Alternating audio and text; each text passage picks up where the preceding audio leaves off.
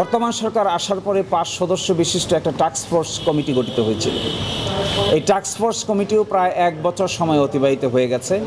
প্রথম 6 মাস সময় দিয়েছিলেন, পরবর্তীতে 6 মাস সময়কে এক্সটেন্ড করে আরও 6 মাস দিয়েছিলেন, কিন্তু আজ পর্যন্ত তারা এই ধরনের কোনো গুরুত্বপূর্ণ প্রোগ্রেস দেখাতে পারেননি।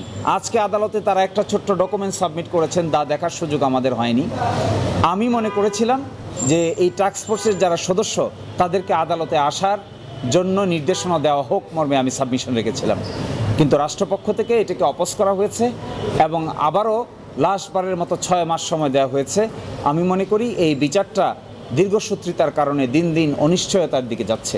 আমাদের সকলেই যে যেখান থেকে আছেন, যে অবস্থায় আছেন, সকলকেই এটিকে দ্রুত করার ব্যাপারে এগিয়ে আসা উচিত। টাস্ক ফোর্স কমিটিতে যে 5 সদস্য আছেন তারা এফিশিয়েন্ট অফিসার। আমি আশা করব তারা গুরুত্বপূর্ণ মামলা মনে করে, জাতীয়ভাবে গুরুত্বপূর্ণ মনে করে দ্রুত সময়ের ভিতরে এর তদন্ত রিপোর্ট সাবমিট করবেন, যেন মামলাটা বিচারের পর্যায়ে যেতে পারে।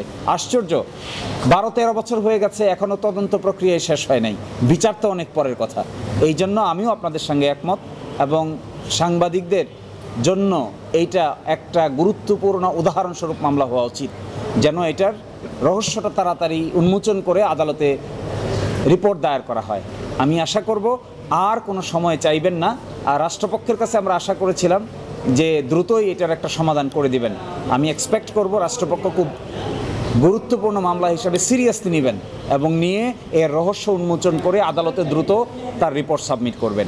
অন্যথায় আরও যদি দীর্ঘসূত্রিতা হয় তাহলে সকলের মধ্যে একটা হতাশার জন্ম হচ্ছে, ফ্রাস্ট্রেশনের জন্ম হচ্ছে, অনিশ্চয়তার জন্ম হচ্ছে এবং পরিবারের মধ্যেও এটা একটা নেগেটিভ ইম্প্যাক্ট ক্রিয়েট হচ্ছে, নাগরিকদের মধ্যেও নেগেটিভ ইম্প্যাক্ট ক্রিয়েট হচ্ছে।